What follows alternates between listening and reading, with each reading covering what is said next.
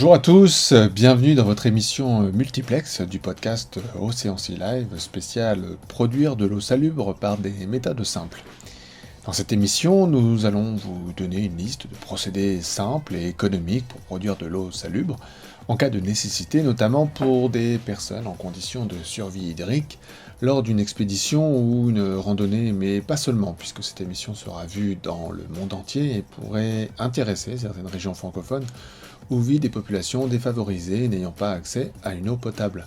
Cette émission est donc aussi pour vous, amis internautes francophones.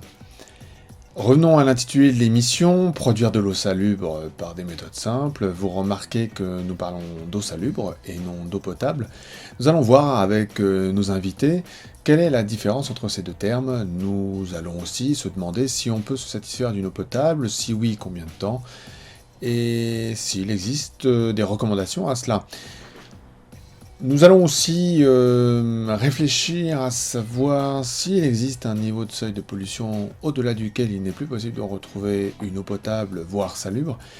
Enfin, est-il vraiment facile de jouer les MacGyver dans la nature? Quelles sont les choses à faire et à ne pas faire? Bref, le programme est chargé. Je vous propose d'accueillir nos invités.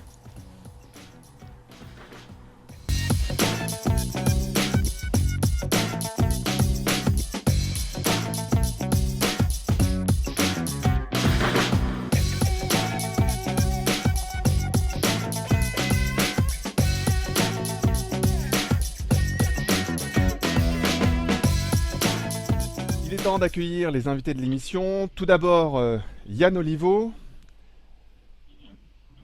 du site lanaturedel'eau.blogspot.fr et auteur du livre La nature de l'eau. Bonjour Yann Oliveau. Bonjour Rodolphe, bonjour Marc et bonjour François, ainsi qu'aux auditrices et aux auditeurs. On va du côté de Strasbourg, car il y a des cigognes, mais il y a aussi un professeur présent pour ce multiplex, monsieur Marc-Henri, enseignant-chercheur en chimie à l'Université de Strasbourg. Bonjour Marc, merci d'avoir accepté cette invitation une énième fois. Bonjour Rodolphe, bonjour Yann, bonjour François, bonjour à tous les internautes. Nous sommes prêts. Et nous allons du côté de Tours, pas très loin de Paris. Et je suis heureux d'accueillir un nouveau visage, un nouvel invité du podcast Océan Sea Live. Il s'appelle François Jourjon du site randonnéemalin.com. Bonjour François. Bonjour Rodolphe et bonjour à Yann et Marc-Henri également et à tous les auditeurs qui nous écoutent. Merci d'avoir aussi accepté cette invitation. Alors je vous propose messieurs de commencer cette émission, hein. C'est peut-être pour ça qu'on est ensemble. Alors, le programme est chargé, je rappelle juste que par rapport au thème qui a été choisi pour faire cette émission, donc cette émission a été préparée et nous avons pris comme trappe de fond le travail réalisé par Yann Oliveau sur son blog lanaturedel'eau.blogspot.fr, qui a travaillé sur le sujet en 5 articles. Alors je vous invite évidemment à lire les articles en complément de cette émission. Et de ce qui en ressort de ce travail remarquable de Yann, pour rendre une eau salubre avec des moyens, des moyens limités, il y a 3 étapes. Alors il y a déjà la récolte d'eau, bien évidemment, donc ça on va voir ça avec nos invités. La récolte d'eau qui sera donc soit de la pluie, soit la rosée, soit de la pluie, soit de l'eau des végétaux. Peut-être qu'il y a une autre manière de récolter de l'eau, et ça on va le voir. Ensuite il y a la deuxième étape sur laquelle nous allons parler, qui est la filtration. Alors il va y avoir 2 types de filtration à différentes échelles, macroscopiques ou microscopiques. On détaillera ça plus tard dans l'émission. Et enfin la troisième étape, qui est l'étape de la purification, qui permet de rendre cette eau dite potable, donc de cette eau brute au départ, de la rendre potable et ensuite de la rendre salubre. Et ma première question, messieurs, elle vient de cette différenciation entre une eau potable et une eau salubre. Et j'ai envie de dire, à la limite, est-ce que l'un d'entre vous, peut-être Yann d'ailleurs, très vite fait, juste pour un rappel, parce qu'on a quand même une partie de nos internautes qui sont des habitués du podcast, donc pour eux, ils connaissent déjà la différence, mais pour ceux qui ne connaîtraient pas, de faire un rappel rapide, qu'est-ce qu'on va appeler une eau brute, une eau potable et une eau salubre? Yann. Bien. Alors, ben, pour moi, les eaux brutes, ce sont les eaux que l'on trouve dans la nature, tout simplement, des eaux naturelles. L'eau potable, elle est encadrée par des normes en France, mais aussi des normes qui sont propres à chaque pays ou à chaque continent. Et puis on a aussi l'Organisation mondiale de la santé qui a ces normes d'eau potable, donc qui correspondent à un certain nombre de critères. Et la définition d'une eau potable, la définition juridique, c'est une eau qui ne doit pas nuire à la santé. Voilà, donc en France, ça se décline juridiquement avec le terme EDCH pour eau destinée à la consommation humaine. Voilà, mais ça, ça concerne donc les filtrations, disons, pour des pays riches. Le sujet, c'était produire de l'eau salubre. Et salubre, c'est, disons, une eau qui est favorable à la santé, en tout cas qui ne lui nuit pas, pardon. Une eau, disons, hygiénique, débarrassée de... On va rentrer dans les détails après et je termine là. Débarrassée des microbes ou de certains métaux en excès. Oui, mais alors, par rapport au sujet justement et à la thématique qui nous intéresse, donc là, tu viens de faire un plus grand rappel, je dirais, de façon plus générale, mais là, dans le cadre qui nous intéresse, qu'est-ce qu'on appelle une eau potable? Très vite, hein, une eau potable, justement, dans un contexte de survie, quelle est la différence entre une eau potable et une eau salubre? Ah ben, une eau, moi je l'ai appelée eau salubre et non pas eau potable, puisque eau potable, elle est encadrée par des normes.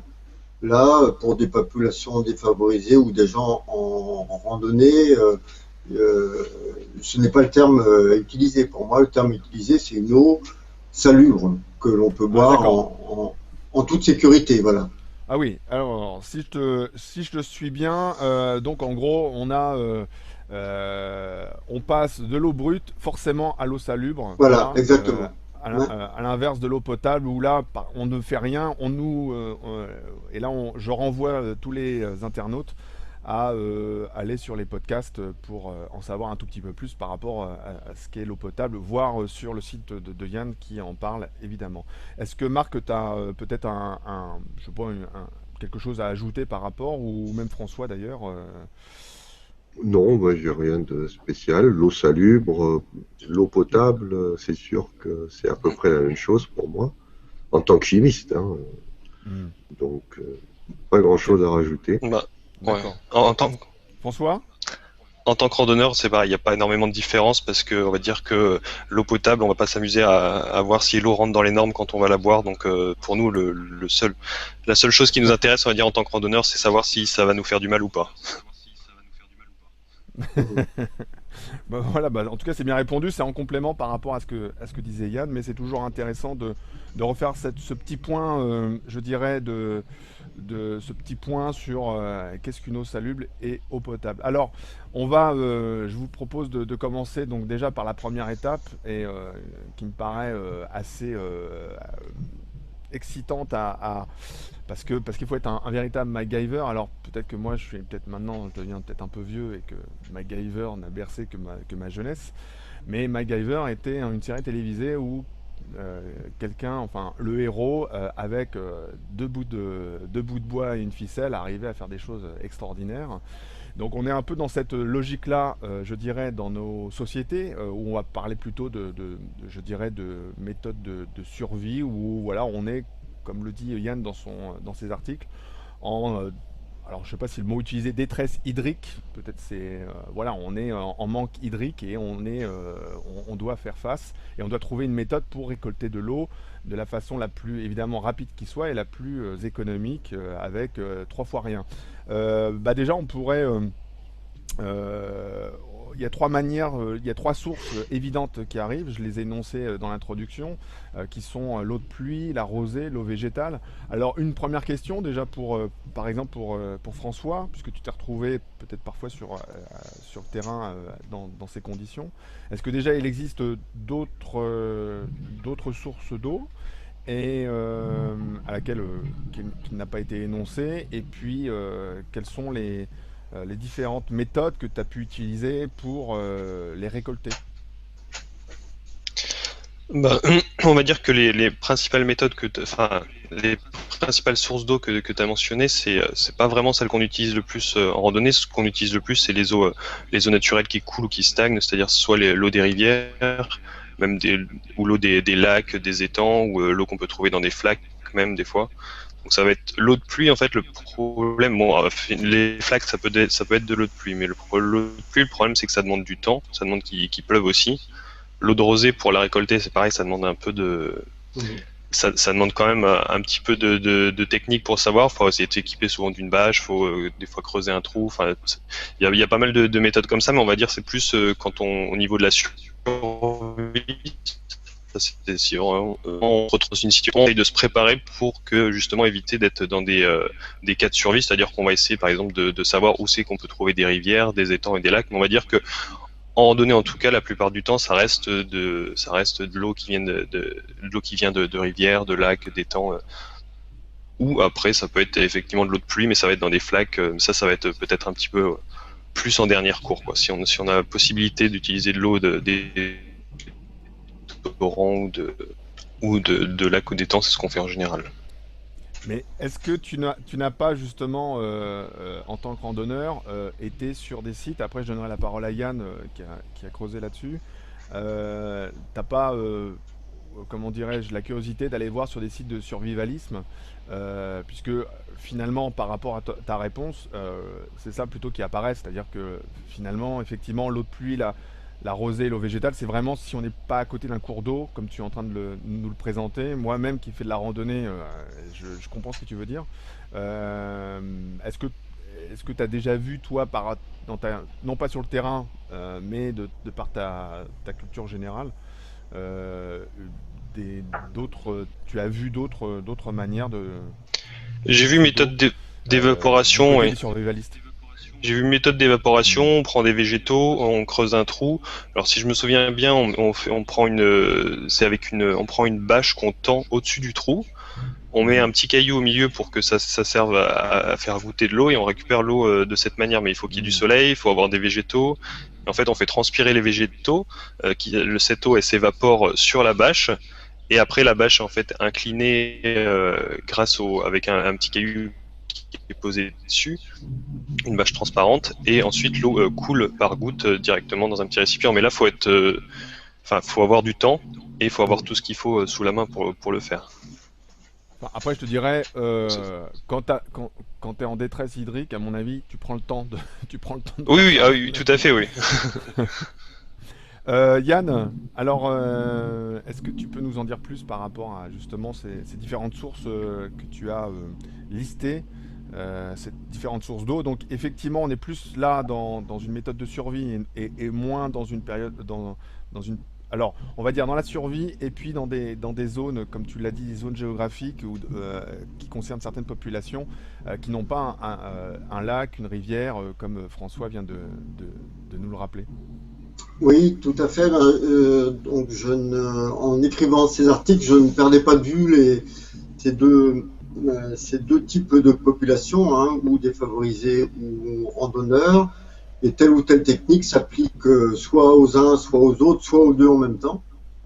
Je suppose que pour François, effectivement, en randonnée, il y a quand même relativement souvent des cours d'eau et lui, c'est pas la collecte qui est l'étape peut-être la plus importante, mais la désinfection de l'eau. Sinon, effectivement, je me suis intéressé pour la collecte dans des zones où l'eau ne coule pas, ou au moins très peu, ne coule pas en abondance, où il pleut peu. Bah, il reste la rosée du matin. Ça, peut-être que Marc pourra nous préciser si c'est valable dans à peu près les grandes zones géographiques.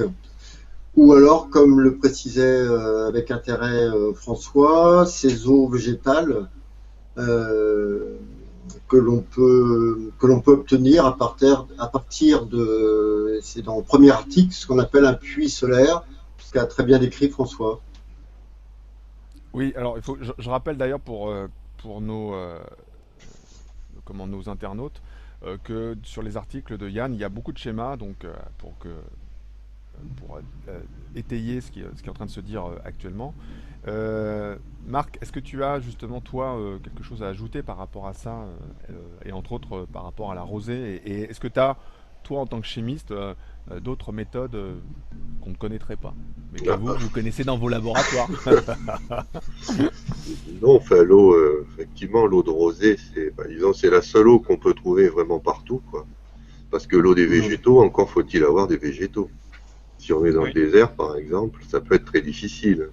Alors que même dans le désert, on a forcément de la rosée le matin, et avec des dispositifs spéciaux, des filets arrosés, on peut toujours recueillir un peu d'eau. Parce qu'il y a quand même de l'humidité. Donc ça, c'est vraiment la seule source d'eau qu'on peut avoir vraiment partout. Donc celle-là, on est à peu près sûr de la trouver. Après, bon, en tant que chimiste, il y a des tas de façons de fabriquer l'eau, mais je suis pas sûr qu'on puisse utiliser ça en randonnée ou dans des pays sous-développés. Mais il y a évidemment plein de façons. Je voudrais parler par exemple de l'eau qu'on fabrique nous-mêmes, hein, qui est l'eau métabolique. On est des êtres qui fabriquent de l'eau en permanence. On l'évacue par la laine essentiellement. Donc on pourrait la laine, oui. On a beaucoup de vapeur d'eau dans la laine, on le voit en hiver. Qu'on tricote? La laine. La laine. Et on pourrait imaginer, plutôt que de perdre cette eau, c'est ce que font tous les gens du désert, de s'habiller et d'éviter de perdre son haleine pour récupérer. Ça peut être aussi une source de production. Et là, on a l'eau en nous-mêmes, donc on n'a même plus besoin de l'arroser. Mais là, ça demande déjà un petit peu de matériel, mais je ne sais pas, peut-être que si vous avez lu Dune de Frank Herbert, il parle de ces distils, ça peut peut-être être des méthodes justement pour être autonome. Mais là, on n'est plus pour les pays sous-développés, c'est plutôt pour les pays riches. Voilà. On va rester sur toi, Marc, parce que j'ai une question justement par rapport à ces eaux qu'on va trouver donc dites brutes. Alors je la pose parce que peut-être des gens se la posent. Est-ce qu'on peut considérer qu'il existerait des eaux à éviter car trop polluées? Par exemple, une eau polluée, c'est-à-dire qu'on est vraiment. Alors là, on n'a pas de ruisseau, on n'a rien, on est en manque d'eau et la seule eau qu'on trouve, on voit toute l'hydrocarbure qu'il y a par exemple dans cette eau-là. Est-ce qu'on peut se dire qu'il y a des eaux, c'est impossible à les retraiter? Oh, non, après tout dépend du matériel. Par contre, il y a des eaux qui sont évidemment extrêmement chargées. C'est par exemple les eaux des marais. Quand on est vraiment dans un marais avec toute la matière biologique, c'est des eaux extrêmement chargées et celles-là sont très difficilement exploitables, même avec des appareils, ça coûte très cher quoi, de purifier cette eau-là. Mais par contre, l'eau des marais est une eau utile à la vie, mais hélas, pas pour nous.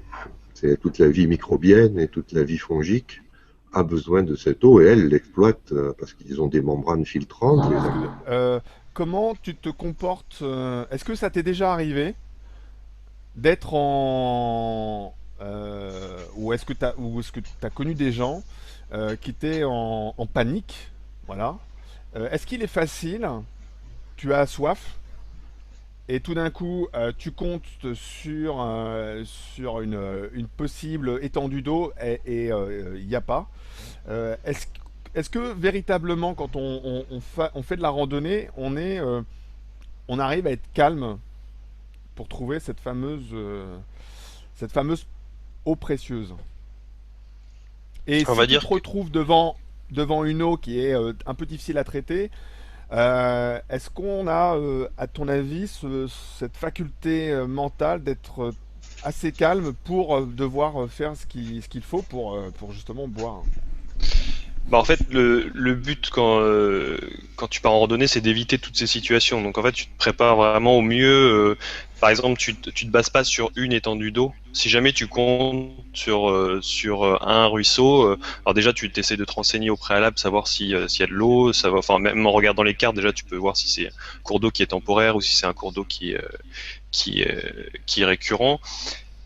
Mais en général, tu fais tout pour éviter de compter sur une seule chose, quoi. Tu comptes pas sur une méthode de purification, tu comptes pas sur uniquement une seule source d'eau, donc tu comptes sur plusieurs choses, et donc c'est pour ça que la préparation elle est importante pour éviter de se retrouver dans cette situation. Après, ça peut effectivement arriver de se retrouver dans cette situation, mais en fait, il y a quelque chose que je dis souvent, c'est que si on est vraiment très déshydraté, qu'on a très soif, même si on se trouve devant une eau qui est très difficile à traiter, il y a certaines maladies qu'on peut guérir quand on boit une eau qui n'est pas propre à la consommation, mais par contre la mort par déshydratation, ça se traite pas du tout. Ça, c'est ce que j'ai dit plusieurs fois. Quand on est mort, c'est trop tard. Donc si on est vraiment très très déshydraté et que ça devient vital de boire, même si l'eau est pas très bonne, je conseille toujours de la boire parce que au pire ça décale le problème, quoi. Ça nous laisse une chance de plus. Mais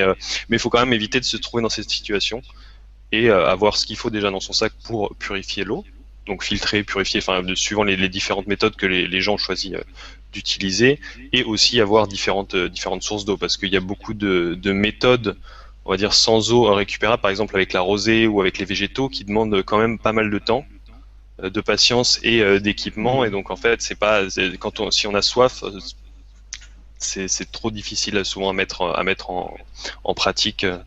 Donc c'est pour ça qu'en fait toute la préparation se fait justement au moment de la préparation, pour éviter de se retrouver dans une situation critique.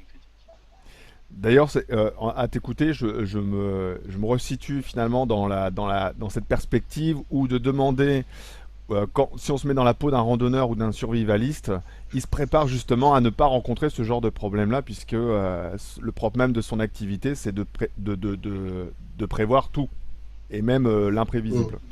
Voilà, ouais. Nous allons passer, s'il vous plaît, messieurs, à la deuxième étape, donc cette fameuse étape dite de filtration. Donc, on va aller. Donc là, on a cette eau brute. On l'a récoltée de différentes manières. Donc, soit on est en randonnée, on a préparé le terrain, comme vous avez pu le comprendre, et on sait que là, il y a cette eau. D'ailleurs, moi, j'ai fait une randonnée il y a quelques temps que j'ai mis sous forme de film qui s'intitule Garonne, et j'ai utilisé justement l'eau de la Garonne. Et j'ai utilisé, alors ce qu'on va voir là maintenant, une filtration chimique. Voilà, je suis toujours là. Même si une fois j'ai utilisé une eau, je l'ai fait bouillir l'eau, voilà. Et ça aussi on va le voir dans la troisième partie. Tout d'abord on va s'intéresser à la filtration, premièrement à l'échelle macroscopique. Yann, qu'est-ce que tu peux nous en dire justement, et après on verra avec Marc, si ses travaux sont terminés dans son bureau, s'il peut nous parler. Voilà, vas-y Yann, je t'en prie. Alors sur la deuxième étape qui est la filtration, rappelez simplement, mais là ça concerne l'eau potable, qu'il y a, parce que l'Organisation mondiale de la santé a changé un peu les chiffres, disons plus de 800 millions de personnes dans le monde qui n'ont pas accès à l'eau potable et qui se trouvent en danger de maladie et de mort. Que filtrer l'eau, ça revient à considérer trois plans. Le plan de la microbiologie, c'est-à-dire la débarrasser des bactéries, des virus, des parasites et des protozoaires comme le Giardia par exemple. La filtrer physiquement, c'est-à-dire la rendre moins turbide. La turbidité, c'est, disons, l'opacité de l'eau avec des bouts, hein, plus ou moins grossière. Et la troisième qualité, c'est la qualité chimique lorsqu'elle est chargée en métaux ou en éléments chimiques, en minéraux en excès. Là, je pense à l'arsenic, au fluor et en manganèse essentiellement. Voilà, alors cette filtration, quand on rentre dedans, la première étape, ce serait de laisser l'eau sédimenter quand elle est turbide. Là, soit on la laisse déposer, mais on peut accélérer, mais François, je pense, nous en dira plus, et Marc aussi, on peut accélérer cette première étape de sédimentation en la faisant passer dans un linge très fin. Bah justement, permets-moi de te citer. Tu mets, et d'ailleurs je trouvais que c'était une bonne synthèse de ce qui est en train de se dire aujourd'hui dans cette émission. Donc voilà, tu dis dans un de tes articles, il convient au préalable de la laisser, donc sous-entendu l'eau, décanter, puis de la préfiltrer à l'aide d'un tissu, d'un t-shirt, donc c'est ce que tu es en train de nous dire, afin de la débarrasser des particules en suspension, comme la boue, et des débris végétaux. Ces opérations sont importantes car il s'avère indispensable qu'elles soient claires. Si vous utilisez un filtre, un purificateur chimique ou un traitement UV, on va voir ça tout à l'heure, cela évite d'obturer rapidement votre filtre ou de diminuer l'efficacité du traitement UV ou chimique. Et enfin, par ailleurs, une fois que votre eau est claire et prête à être purifiée, donc là c'est un élément important, tu nous préciseras peut-être tout à l'heure par rapport à la purification, secouez le récipient, c'est sûr que c'est une bonne idée, pour oxygéner l'eau et éliminer une partie des organismes anaérobies qui sont des êtres vivants sans apport d'oxygène. Voilà, je trouve que c'était une bonne synthèse par rapport à ce qui est en train de pour donner l'importance de la filtration. Yann. Oui, et c'est effectivement des étapes simples et que je compléterai par la coagulation, c'est-à-dire qu'on va faire précipiter justement, mais là ce sera Marc qui nous en dira plus, coaguler les matières en suspension. Et là, s'il y a des coagulants chimiques comme le sulfate d'aluminium, l'alun, ou des sels de fer, sulfate ou chlorure de fer. On a aussi cette graine poussant en Afrique, là, le Moringa oleifera, qui est un coagulant naturel et qui permet de précipiter les protéines et de coaguler cette matière organique en excès. Alors, je te repose par rapport à Alors, Yann nous évoquait la coagulation, et puis par rapport à ce que j'évoquais tout à l'heure, ce court résumé que j'ai pris sur le blog de Yann, par rapport à l'importance de la filtration, qu'est-ce que tu as à en dire par rapport à tout ça? C'est surtout sur la coagulation que là, c'est clair que c'est pas un procédé qui est facile de faire coaguler des colloïdes. Alors, à part les sels qu'a cité Yann, le seul coagulant, disons, facilement disponible que je connais, ce sont certaines argiles, donc la terre elle-même. C'est-à-dire que c'est là où il faut voir un petit peu comment on peut jouer. Il y a certaines argiles qui sont très purificatrices. Elles enlèvent les métaux et elles permettent de coaguler. Mais bon, ça dépend de l'argile. Là, ça devient très technique. Et puis, il faut en avoir à disposition, quoi. Oui, mais ça doit pouvoir se trouver dans le commerce. Un petit sachet d'argile, ça peut être intéressant. On va donner la parole à François. Toi, par rapport à c'est une donnée importante pour des randonneurs, cette filtration, sachant que les produits, moi, que j'ai pu voir déjà il n'y en a pas 36 000 de magasins qui vendent, comme le Vieux Campeur, par exemple. C'est plutôt des produits, je dirais, filtration chimique. Oui, mais enfin, ça n'empêche pas que la filtration, enfin, filtration ou décantation, en fait, se débarrasser de toutes les grosses particules. Ouais. C'est important parce que en fait, la plupart des traitements qu'on va faire après pour purifier l'eau, on a besoin d'avoir une eau qui est quand même débarrassée des macroparticules, sauf, on va dire, l'ébullition et encore parce qu'il y avait par exemple certaines particules pardon, kyste ou protozoaires par exemple qui peuvent se coincer dans les macroparticules et c'est plus difficile de traiter. Mais que ce soit par exemple un traitement UV ou purification chimique ou même après dans des filtres qui sont soit mécaniques ou soit chimiques, c'est important en fait déjà de se débarrasser de tout ça. Il y a juste une autre chose que je voulais rajouter, alors c'est par rapport à ce que disaient Marc-Henri et Yann, c'est juste que il y a plein de effectivement, il y a plein de procédés, par exemple la coagulation et tout ça. Il y a une des plus grandes difficultés en fait de ce qu'on rencontre en randonnée, c'est qu'en fait on ne sait pas ce qu'il y a dans l'eau.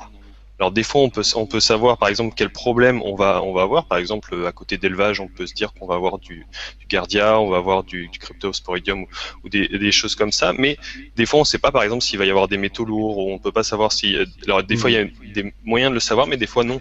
Et en fait on n'a pas de moyen de vraiment tester l'eau pour savoir quel traitement exact appliquer. Et donc du coup c'est un peu une des difficultés qu'on retrouve quand on est en randonnée. Même si des fois on peut savoir à peu près à quelle eau on s'attend, c'est toujours la difficulté, c'est qu'on ne peut pas vraiment tester pour savoir ce qu'il y a dedans et ce qui peut nous faire du mal. Je rajouterais d'ailleurs par rapport à ce que tu es en train de dire, c'est que en mode randonnée, c'est qu'on est limité par le poids, ou en tout cas on s'efforce de se limiter par le poids parce qu'on porte notre appareillage. Et si je devais dire quelque chose en complément de ce que tu es en train de dire, en gros il faut trouver la solution la plus polyvalente par rapport aux différentes eaux que nous allons rencontrer. Voilà. Voilà, en gros c'est ça, c'est une solution polyvalente, légère. Et souvent après il y a une question de budget qui rentre en compte, mais évidemment. C'est ouais. Mais c'est souvent c'est ça. Après ça va dépendre aussi des endroits. Par exemple si on est en France ou si on est dans un pays en voie de développement, on va pas avoir forcément les mêmes problèmes. Par exemple surtout notamment au niveau des virus. Donc oui, tout à fait. Oui. Et par exemple si un exemple tout bête, par exemple la leptospirose.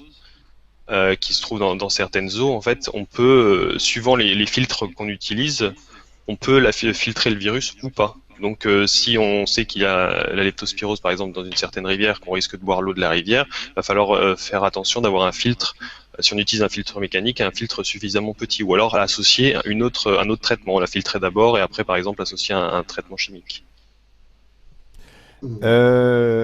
Justement, moi, j'ai cette question-là, c'est-à-dire que est-ce qu'il est déjà, si on parle de filtration chimique, est-ce que c'est pas déjà comment dirais-je, un commencement d'une eau salubre? Bon, en tout cas, j'ai fait l'expérience. Après, il y a la donnée, je dirais, pendant combien de temps on peut faire ça? C'est-à-dire que ça serait j'aurais cette question-là, mais vous y avez plus ou moins répondu, c'est-à-dire, est-ce que on peut éviter l'étape de filtration? Alors après, à mon avis, si je vous ai bien compris, ça dépend de l'eau, hein, évidemment. C'est-à-dire que moi, quand j'ai pris l'eau de la Garonne, j'avais pas forcément beaucoup d'éléments macroscopiques comme de la boue ou des choses un peu plus, ou des débris végétaux, comme nous le dit dans son article Yann. Donc je pouvais passer directement. Bon, après, je passais directement à de la filtration chimique en utilisant un procédé chimique. Est-ce qu'il y a des conséquences à boire, je dirais, est-ce qu'on peut se passer de l'étape de la filtration, ou on peut se passer de l'étape de la purification que nous allons voir là, après? Est-ce qu'il y a une des étapes pour laquelle on peut se passer, et si oui, pendant combien de temps croyez-vous, et quelle serait la conséquence pour notre organisme? Qui voudrait répondre à ça? Moi je peux répondre pour ce qui est purification chimique. Pour répondre on peut se passer du filtre. Alors comme tu l'as dit, si on a une eau qui est suffisamment claire et où il n'y a pas de macroparticules, donc là on peut directement la traiter chimiquement. Pour ce qui est de combien de temps on peut faire ça, avec les produits en tout cas qui sont vendus par exemple pour la randonnée, souvent c'est des comprimés. Alors il existe aussi des petits flacons où on met des gouttes, mais je dirais que après c'est moi qui dis ça, hein, par rapport à ce que j'ai pu voir, 1 semaine, 2 semaines, mais après c'est au niveau intestinal, c'est pas génial quoi. C'est quand même assez fort, notamment en chlore. Et c'est une solution temporaire, on va dire. C'est pas quelque chose qui est viable sur du long terme. Ça, je pense que ça ferait beaucoup de dégâts. C'est même écrit directement sur les notices que c'est pas utilisé trop longtemps à la suite. Et puis en plus c'est pas recommandé pour toutes les personnes. Par exemple, enfin après ça c'est sûrement aussi une protection de la part des fabricants, mais c'est pas recommandé aux personnes qui souffrent de maladies sanguines ou par exemple aux femmes enceintes ou sorte de choses. Yann Olivo? Oui, pendant que François parlait, je reviens juste un tout petit peu en arrière. Effectivement, il a raison, ça paraît évident, mais c'est très pertinent ce qu'il dit que en conditions de randonnée, mais aussi pour les populations les plus défavorisées, on peut déjà avoir une bonne idée des problèmes sanitaires qui peuvent être liés à l'eau à un endroit donné. On ne le sait pas de manière systématique, mais on peut se dire, dans telle zone, je vais avoir, si c'est au Bangladesh, c'est des problèmes avec l'arsenic. On a de fortes chances de boire des eaux naturellement contaminées avec l'arsenic. Je suppose que en Afrique ou dans d'autres contrées, c'est surtout des problèmes de qualité microbiologique, des bactéries pathogènes ou non, mais qui sont en excès, ou des virus ou des parasites. Et là, donc, puisque François commence à parler des filtrations, les solutions, moi aussi je pensais, parce que François s'orientait plutôt vers des solutions chimiques, moi je pensais aussi aux petites pompes filtrantes avec des cartouches de charbon actif, là, on peut citer des marques ou pas, non?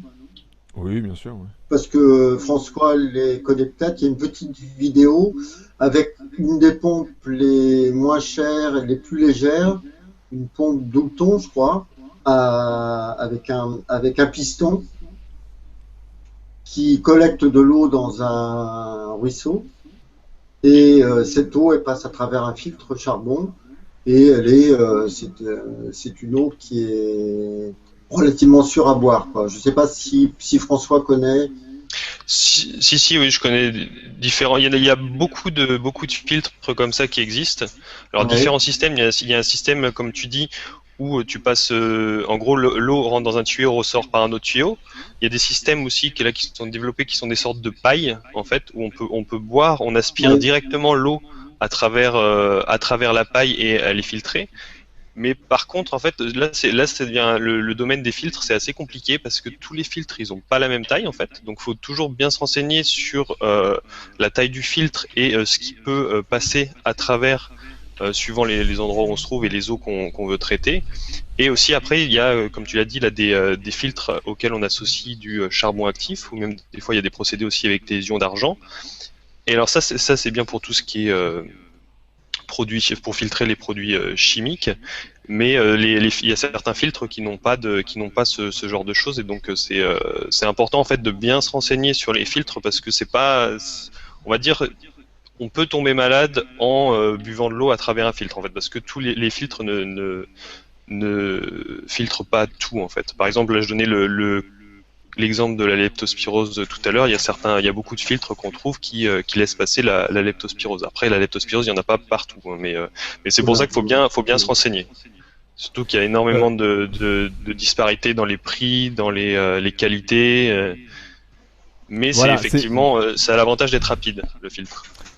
François, tu fais bien, parce que je voulais réagir justement, il y a aussi une donnée importante, qu'on rappelle pour ceux qui nous regardent que c'est des méthodes, je dirais, provisoires, hein, parce que après il y a le coût que représentent ces filtres et puis aussi la durée de vie. C'est-à-dire que il y a des filtres, vous les utilisez pas longtemps, hein, par rapport à ce que tu nous as donné comme exemple. C'est vraiment pour des exemples de randonnée.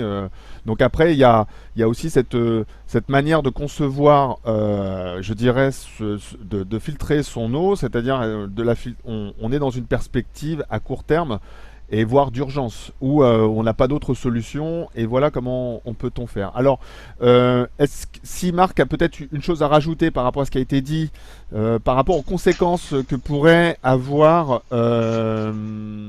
sur notre organisme, si on ne fait pas une des deux étapes, c'est-à-dire si on ne fait pas l'étape, comment dirais-je, de filtration, si on ne fait pas l'étape de purification, rappelant que Marc fait entre autres des formations de l'eau dans la cellule. Alors qu'est-ce que dans l'organisme, comment ça pourrait se comporter d'avoir une eau chargée comme ça sur quelques jours? Disons que la purification chimique, c'est vraiment un truc ponctuel, quoi, pour moi. C'est-à-dire, on utilise ça parce que ça dépanne, mais c'est vraiment pas la méthode. Il faut arrêter le plus vite possible parce que en fait, dans la purification chimique, on n'enlève rien. On tue surtout tout ce qui est pathogène, essentiellement bactérien, avec des produits qui sont très toxiques. Donc, les boire à long terme, c'est une catastrophe. Alors, pour ce qui concerne la filtration, c'est toujours le même problème. C'est les virus et les bactéries qui posent aussi moins que les polluants chimiques.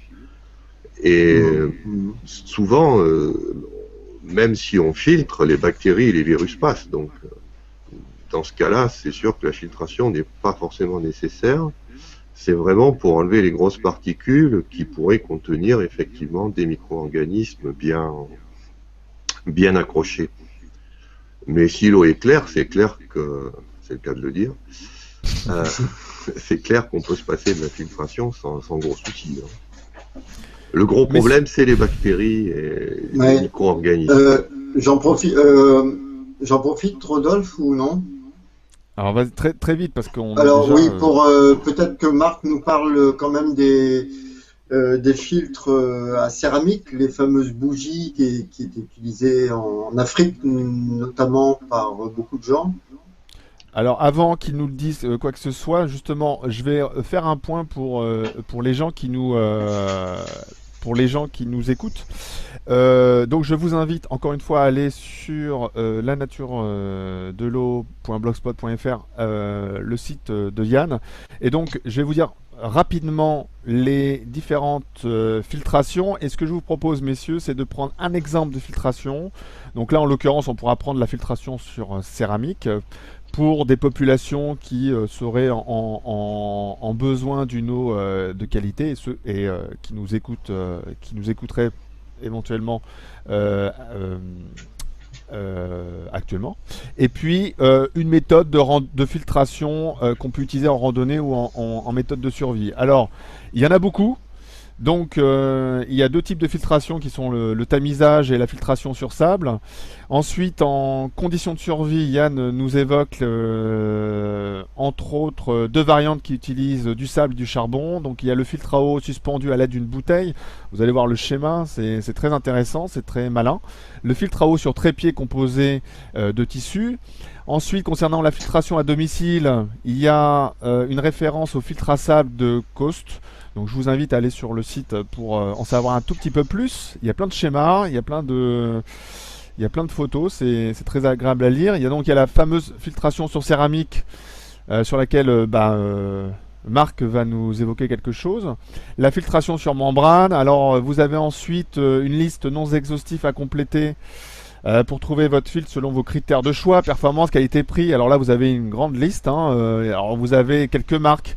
Peut-être que d'ailleurs François, tu connais, c'est-à-dire il y a Live Straw, il y a Platypus, il y a Nerox, il y a Sawyer, il y a Aquamira, il y a FFD, First Few Days. Et ensuite, on a une liste de filtres pour la filtration chimique.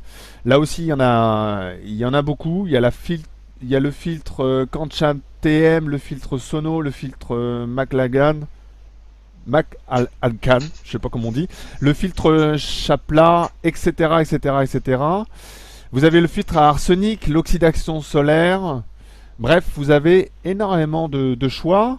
Avant d'arriver à l'ébullition, on va parler de la filtration à céramique et puis une filtration de ton choix pour les randonneurs ou les survivalistes.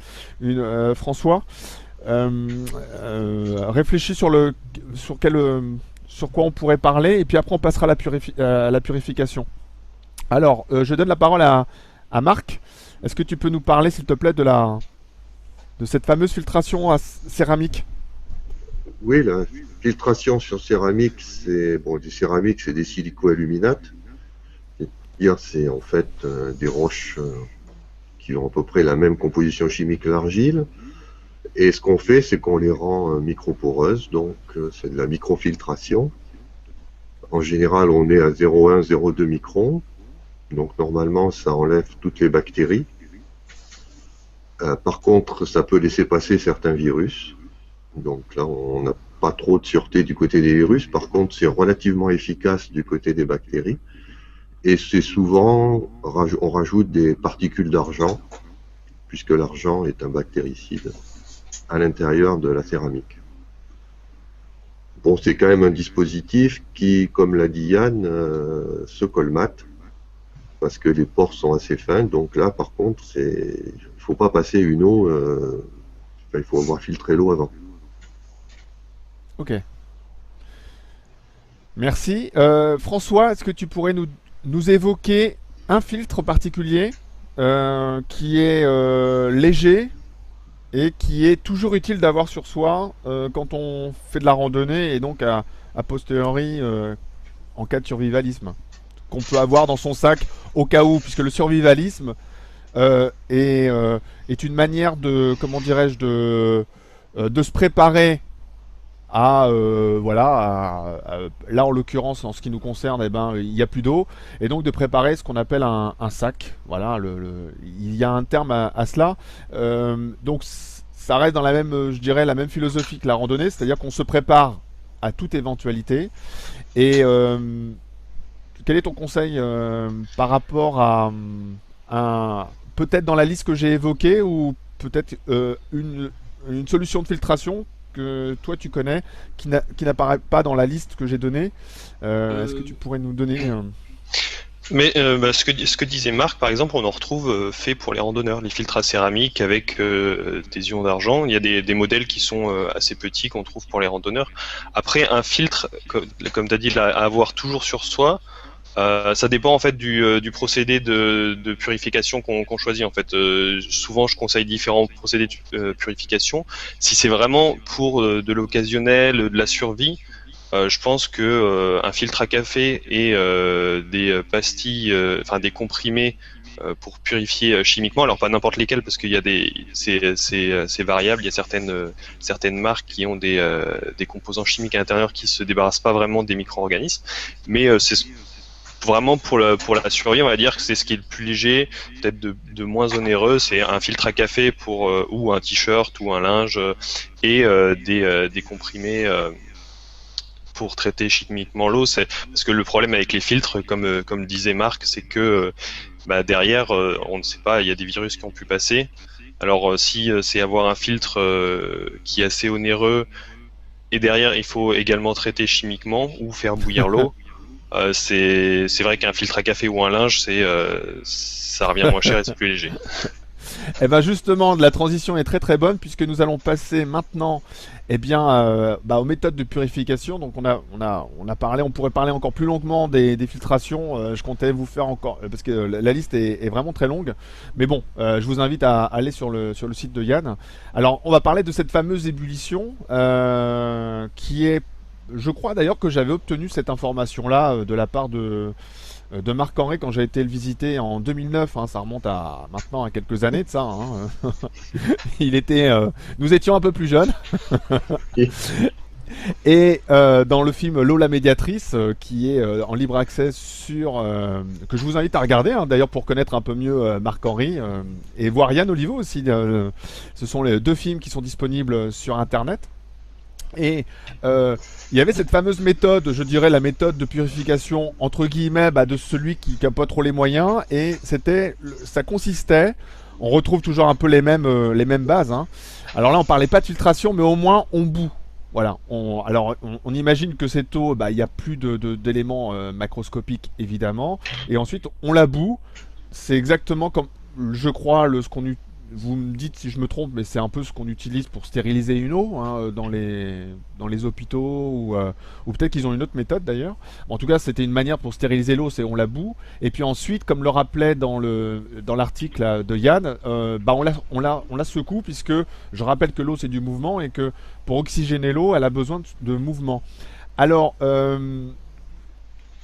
par rapport à, alors je regarde mes fiches parce que par rapport à l'ébullition, on va parler. Yann, est-ce que tu peux nous développer par rapport à l'ébullition, puis on passera à Marc, et puis ensuite à François pour nous dire sur le terrain à quoi il faut penser pour avoir cette possibilité de pouvoir faire bouillir son eau. Yann, donc, je t'écoute. D'accord, donc je me centre dans la purification sur l'ébullition. Oui. Bien, sous réserve d'avoir du feu, d'avoir un combustible, du bois ou du charbon, c'est vrai que ça reste le moyen le plus sûr de se débarrasser de toute pollution microbiologique. Voilà. Mais j'en profite et je reste strictement sur l'ébullition.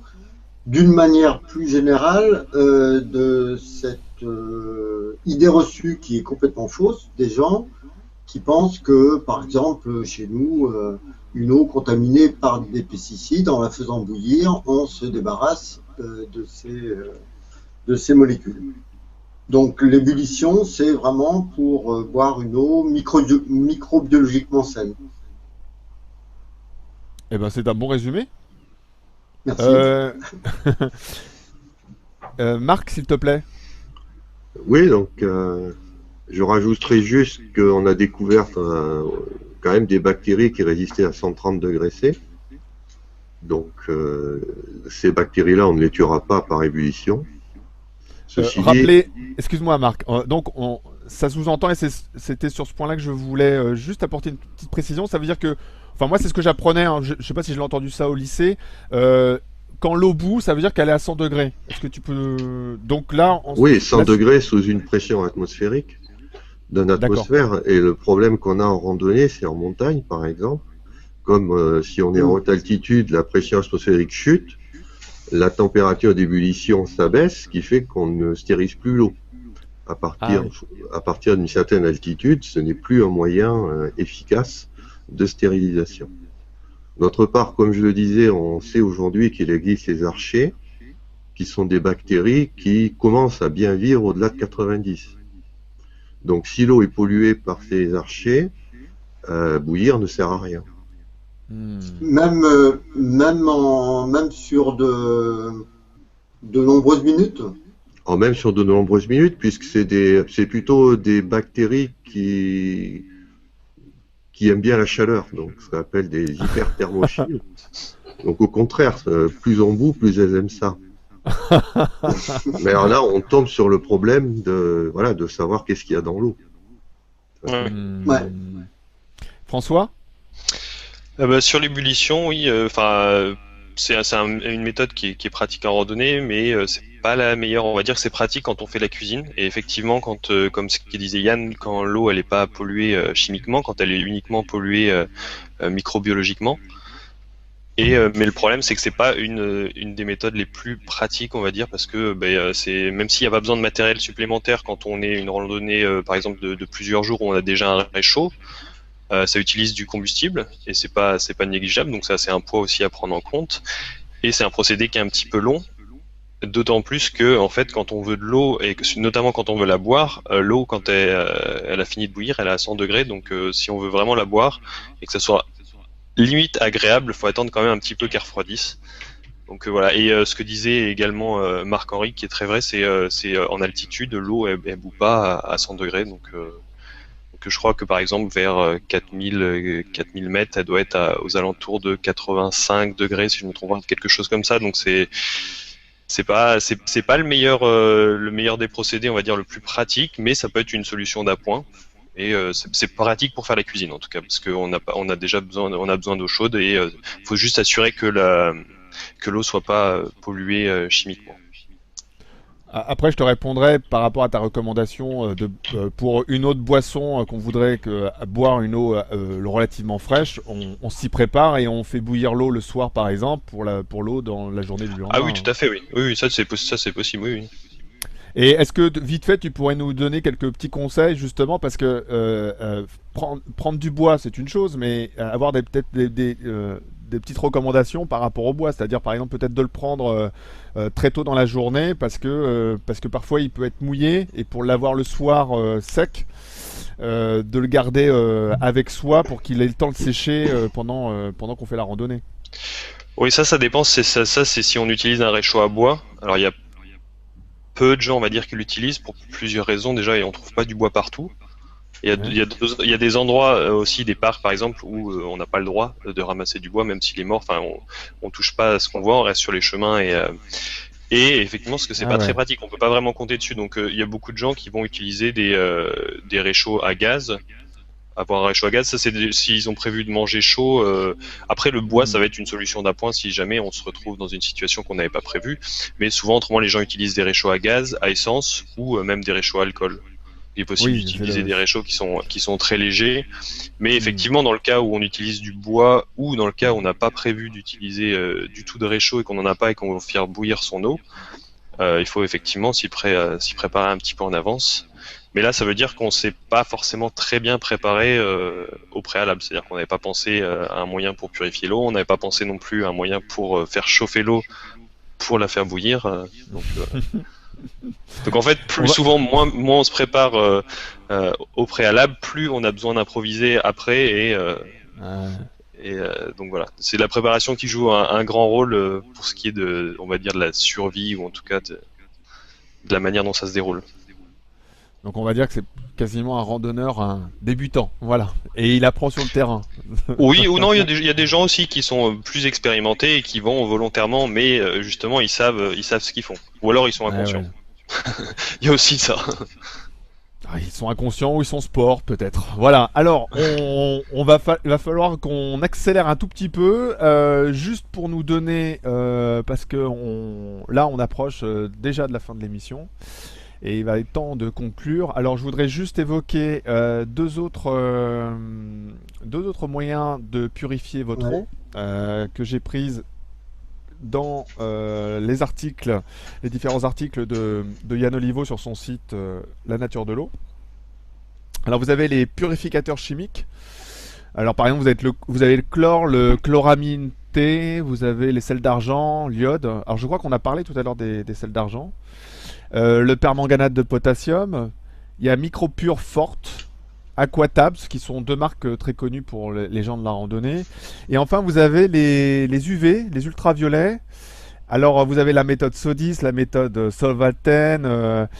Et enfin, non, j'ai oublié une autre manière de purifier votre eau. Vous avez les distillateurs solaires. Voilà. Est-ce qu'on peut par exemple prendre quel est le plus courant, et puis on va prendre le plus courant puis on terminera par ça, et le plus polyvalent, est-ce que on va commencer par François. Est-ce que François, sur les trois autres façons de purifier l'eau, est-ce que il y a une manière il y a une méthode que vous utilisez en randonnée? Le rayonnement ultraviolet, oui, et le purificateur chimique, on va dire que c'est le principal, celui qui est le plus utilisé. Après, ça a forcément des inconvénients, mais c'est vrai que c'est pas du tout pareil que le rayonnement ultraviolet, qui est déjà un système beaucoup plus cher. Par contre, c'est beaucoup plus pratique, on va dire, et c'est beaucoup plus sain. Mais ça a aussi d'autres inconvénients. On va dire que la plupart des gens utiliseraient des purificateurs chimiques parce que souvent c'est une solution d'appoint. par exemple, les gens savent où trouver de l'eau qui est, par exemple, à des refuges, qui est déjà potable, donc qui a été, enfin, potable ou salubre, ça, on ne sait pas toujours.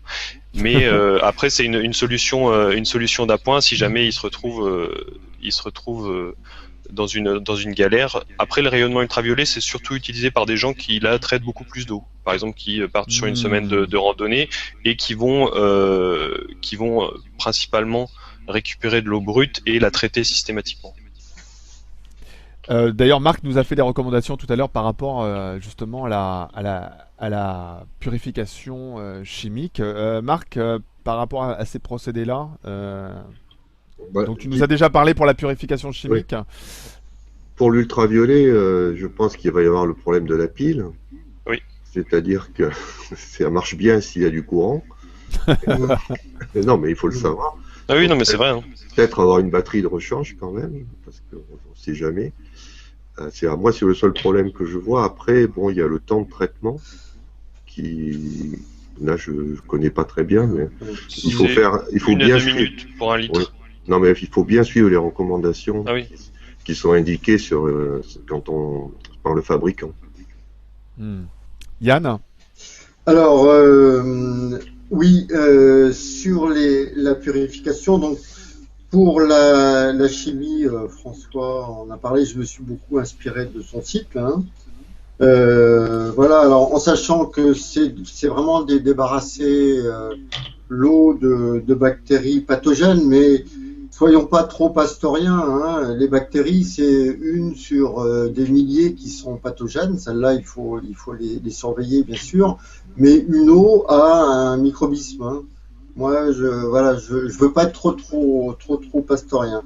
Par contre, sur les UV, on a des UV gratis. Ce sont les UV solaires avec cette méthode SODIS qui est beaucoup plus utilisée, donc qui consiste à prendre des bouteilles en plastique, hein, en PET, que l'on met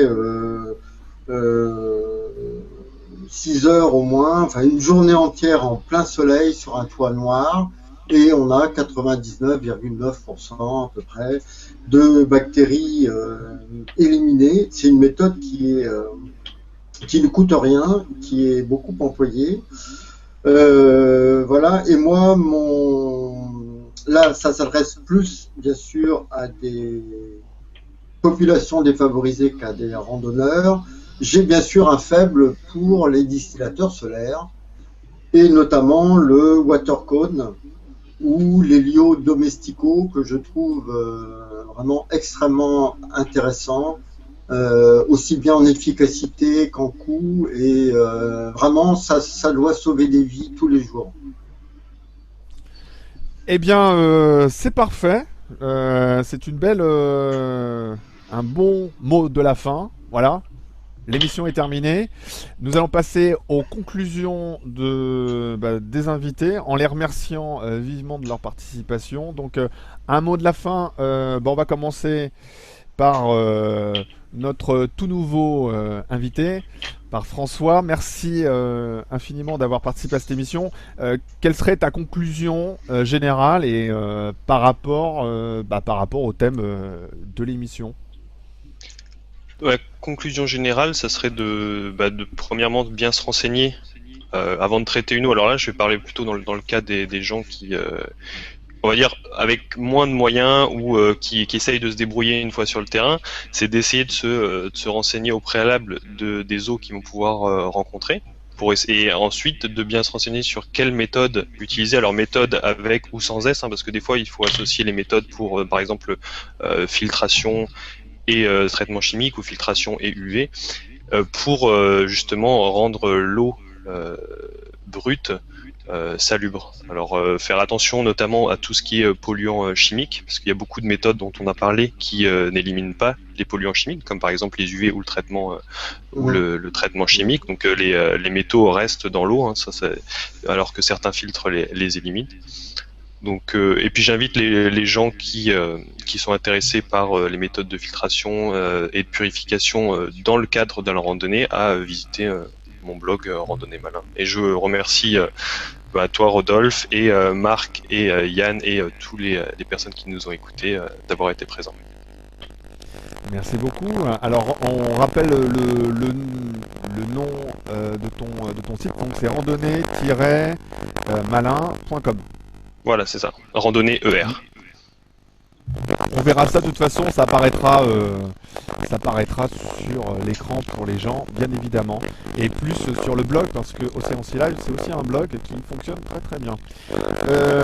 Conclusion de notre professeur préféré, Marc-Henri. Oui, donc en conclusion, moi je dirais que on a des problèmes de purification. Donc la première chose à faire, mais ça c'est pour tout le monde, c'est pas polluer l'eau. C'est-à-dire moins on la polluera et moins on aura à la traiter par la suite. Donc ça, il y a beaucoup d'efforts à faire parce que dès qu'on jette quelque chose à la poubelle, on pollue l'eau. Donc ça, c'est vraiment la chose, toujours bien prendre conscience de préserver cette ressource. Et bon, pour les systèmes de purification, de filtration, il n'existera pas une technique bon marché qui s'applique à tout. Donc là, il faut être un petit peu se renseigner, aller sur les sites, parce que c'est vrai que ça peut être intéressant, avant de faire une randonnée, de se renseigner sur la qualité de l'eau là où on va, parce que ça oriente évidemment pour le choix du système qu'on va emporter avec soi. Voilà. L'actualité me concernant, c'est que mon site web a été hacké, donc il n'est plus disponible. Donc pour tous ceux qui en avaient l'habitude d'y aller, actuellement ils ont un message qui n'est plus accessible. Donc je vais en fabriquer un, incessamment sous peu. Ce sera d'ailleurs probablement un blogspot et non pas un site internet. Tiens, voilà, donc soyez patients. Et... on peut toujours rappeler ta chaîne YouTube qui fonctionne toujours. Oui, sinon il y a la chaîne YouTube qui elle aussi, j'ai beaucoup de choses à faire en ce moment, j'ai pas eu trop le temps de mettre des vidéos, je vais aussi essayer. Donc entre la chaîne YouTube et le futur nouveau site, voilà, oui, ça restera Marc-Henri. Oui, tout à fait. Voilà, c'est juste là le temps de migrer tout ça. De rebondir. Voilà. Super, merci Marc. Nous passons à Yann Olivo, conclusion. Oui, alors j'ai un son complètement distordu, j'ai même du mal par moment, voilà, mais bon, c'est par moment. Je voudrais vous remercier parce que j'ai trouvé ça tout à fait complémentaire. C'est un sujet qui me passionne vraiment beaucoup, cette histoire d'accès à l'eau. Et encore une fois, alors avec les sites que je n'ai pas manqué auxquels j'ai pas manqué de faire référence, qui m'ont permis d'écrire ces 5 articles qui ont connu vraiment un très bon succès. Les ONG qui travaillent au quotidien pour apporter des solutions, je pense au PSO, Programme Solidarité Eau par exemple, notamment, et puis les sites comme celui de François et les autres, voilà. Donc un sujet à poursuivre, à compléter. Et d'un point de vue pratique, j'aimerais bien, moi, dans les mois à venir, donner dans des choses extrêmement concrètes, notamment promouvoir certains distillateurs solaires. Ok. Eh ben, merci Yann. Alors moi, il est temps de conclure. Vous rappelez que Océan Sea Live, c'est aussi un blog sur Blogspot. Alors, je vous remercie vivement d'avoir visionné l'émission multiplex du podcast Océan Sea Live, je vais y arriver. Alors, n'oubliez pas de vous abonner, parce que souvent j'oublie de le dire, mais n'oubliez pas de vous abonner à la chaîne YouTube Océan Sea Live. Pourquoi ? Parce que plus le soutien est important, plus nous gagnons en visibilité, et plus nous sommes visibles, plus nous montrons notre intérêt à avoir des programmes sur l'eau à la télévision. Voilà, le but, il est quand même assez simple. Donc, abonnez-vous, c'est simple et c'est gratuit. Voilà. Donc, merci encore à nos invités d'avoir participé à cette émission. Merci à vous d'avoir regardé cette émission. Et puis, je vous dis au revoir et à la prochaine sur Océan Sea Live, le podcast de l'eau. Merci, au revoir. Au revoir. Au revoir. Au revoir à tous.